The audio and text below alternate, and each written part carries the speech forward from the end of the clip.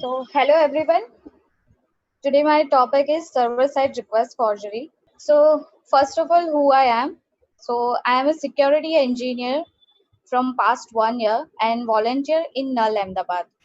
Always ready to learn. This is only for those people who are beginner in server-side request forgery. So let's start with SSRF. So what is SSRF? All we know what is SSRF, but still I'm explaining what is SSRF. So SSRF is a web security vulnerability, and vulnerable application takes the request parameter and use it to perform a subsequent operations. So attacker what they do, they take advantage of that access rights of the target server to perform the unauthorized action. So for example, in this figure, if any attacker want to access. Hello, Hello. Puri, we were unable to listen to you. Okay, can I start from beginning? Hello. Yeah, we came across, we heard, we were able to listen to introduction. Okay, sure. Let's start with SSRF. So introduction of SSRF.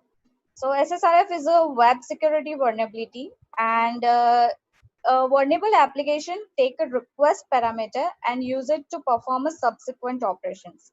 So in this SSRF attacker, what they take the advantage of the access rights of target server and perform the unauthorized actions. So in this figure, if the attacker want to access the internal system which is behind the firewall, so attacker what they do, they craft the request, a malicious request to vulnerable server. That server request to the victim server which is behind the firewall, means internal server, and that basis of that request, internal server responds with this data. So this kind of process SSL server do. Why it is so critical? SSRF is critical because it directly access the our local, backend system. So it can be exploit our database also and bypass the firewalls also. So how to detect the SSRF? You can detect with the Burp Collaborator also, and you can listen your server and VPS how this request and response goes. Based on that, you can detect the SSRF. So these are the SSRF vectors. So first one is webhook. I guess everyone know the webhook, but if anyone didn't know, so I'm explaining this webhook. So webhook is a callback or HTTP push API. So in this webhook, users choose their own endpoints and host name. Therefore, try to send a request to internal services. So also webhook is unlike the typical API, it gives the data immediately, because in API they call to the backend servers and then fetch the data. In whereas the webhook, it very gave the response very immediate basis. So for SSRF, we can also try to check the HTTP request of webhook, where the HTTP request, how the HTTP request goes to endpoint and host, this like of stuff.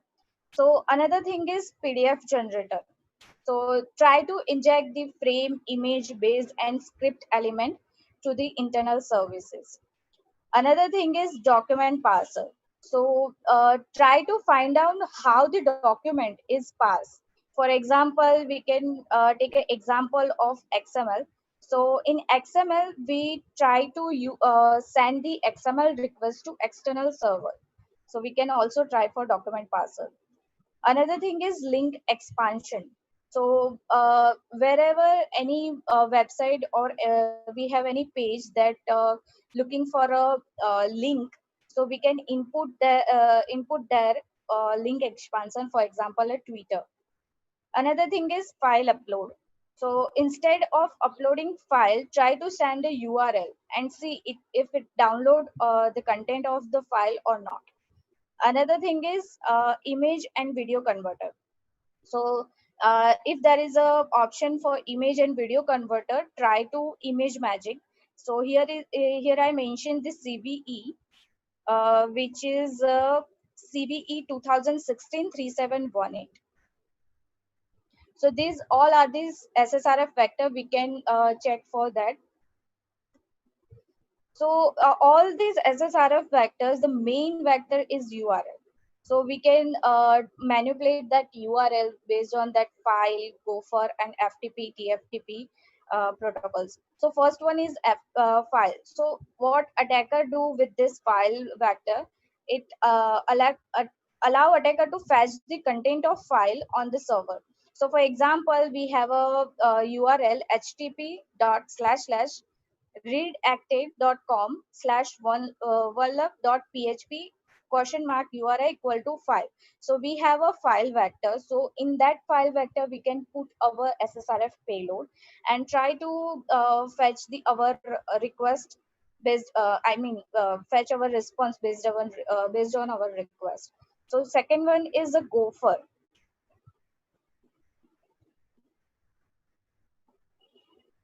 So in Gopher, it is a communication protocol and used for searching, retrieving the document in network. So also try for a Gopher. Gopher, we have, I mentioned this two URL which we can use for detecting the SSRF. So Gopher dot slash slash dot 8080 port, and then we can add our payload here. Then FTP and TFTP protocol. So this both protocol also used for file transfer. So we also try for SSRF using this FTP and TFTP protocol. This is the URL definition based on the RFC 3986. So foo is a schema. So all over this URL, we have a 5 instance, which is one is a schema, authority, path, query, and fragment. So this is the global definition of URL by the RFC 3986. Uh, we already show that we can manipulate the URL. So this is the chart of URL which are using in many languages. So here is the different languages library which are used for accessing the URL. But all these libraries are vulnerable. For example, Python. For Python language, we use HTTP lib, URL lib, URL lib2. But nowadays, developers use mainly URL lib or URL lib2, which is also vulnerable by CRLF and URL parsing. So these are the some different languages URL libraries.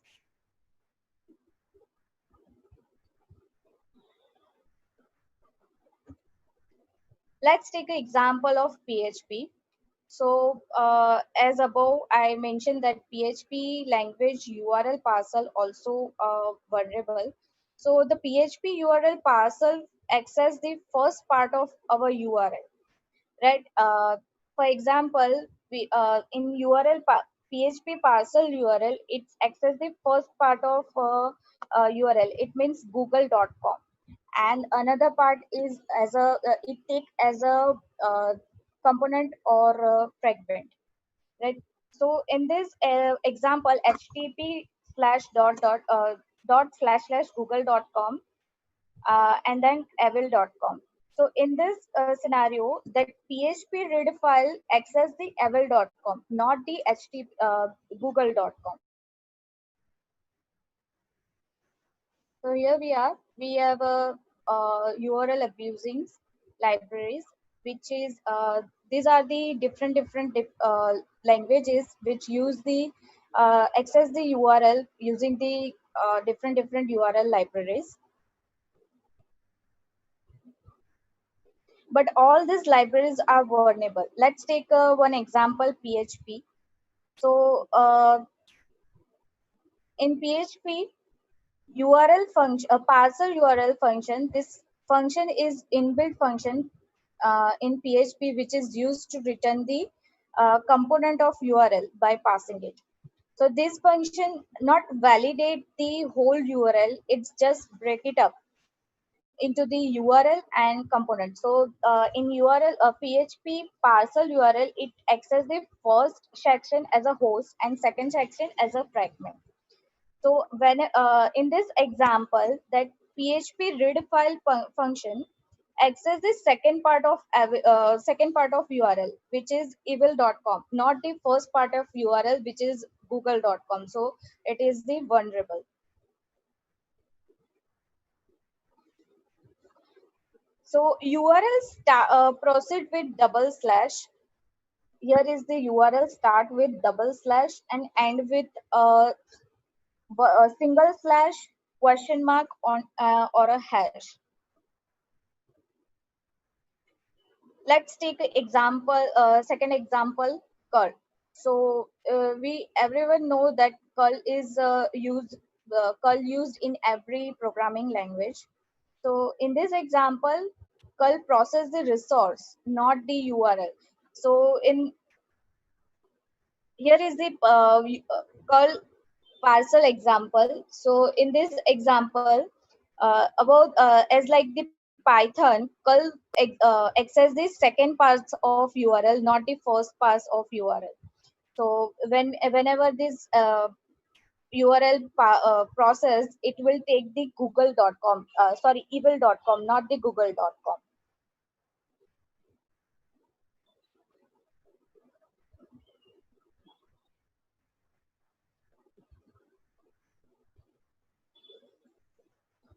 So here is the another curl example, which is not fixed. So here is the URL equal to http dot slash slash foo at the rate 127.0.1 at the rate google.com, and port number is 11211. So here is the curl access the our our IP 127.0.0.1, not the google.com. But basically curl have to access the google.com, but it will access the uh, first part of URL, so which is vulnerable.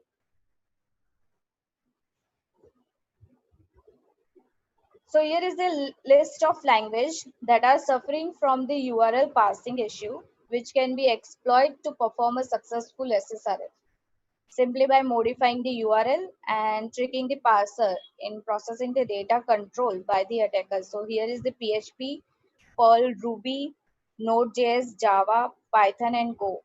So these are the languages we can use for SSR exploitations.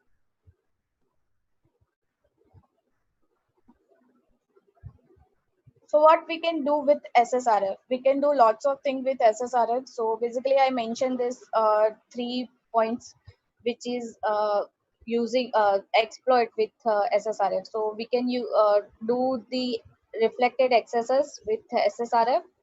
So also we can scan the internal network and ports, and if our website or server runs on cloud instance, so we can try to fetch the metadata. So this is the some URL schema. We can uh, using this schema we can do SSRF exploits. So here is a file ticked as SFTP, LDAP, TFTP, and Gopher. Let's case study. So here is the first case study. This is the simple SSRF vulnerability using the abusing URL. This bug is registered on HackerOne in 2019.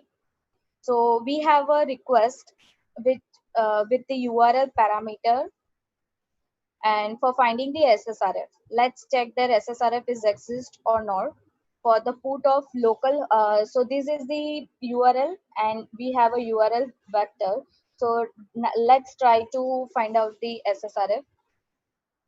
So let's insert the localhost IP address in that URL vector. What's that? What is this? Give the response. At the response with the body factor. So we can thrive. So it's vulnerable with the SSRF vulnerabilities. So let's to enter our real IP address. So when we add the real IP address, it will give the credential. Here is the credentials. Purvi, your audio has gone and unable to From listen to you. from Hello. where? Yes, Bashit, I am Yeah. audible to you. Yeah. Now you are audible. So from where my audio skip? Just 30 seconds. So I guess from this one, this slide. Yes, you can get started from here. Okay. Uh, so we show these requests. Now we enumerate. Let's try for SSRF.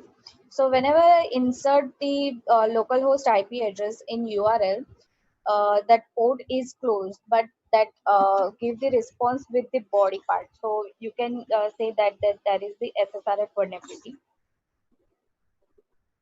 So after injecting the real IP address in URL vector, it gives the response with the credentials.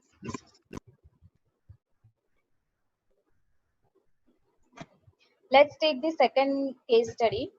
So in this, the is instance between DNS checker and URL requester. So here I take the get host by name. So this get host by name function do what do they it get the list of IPv4 address corresponding to the given internet host name. So here in this example, URL equal to http dot slash slash beta dot orange dot tw slash. So here is the URL, but uh, because of this URL inconsistency, it will take the local host, not the real URL. So this is the vulnerable.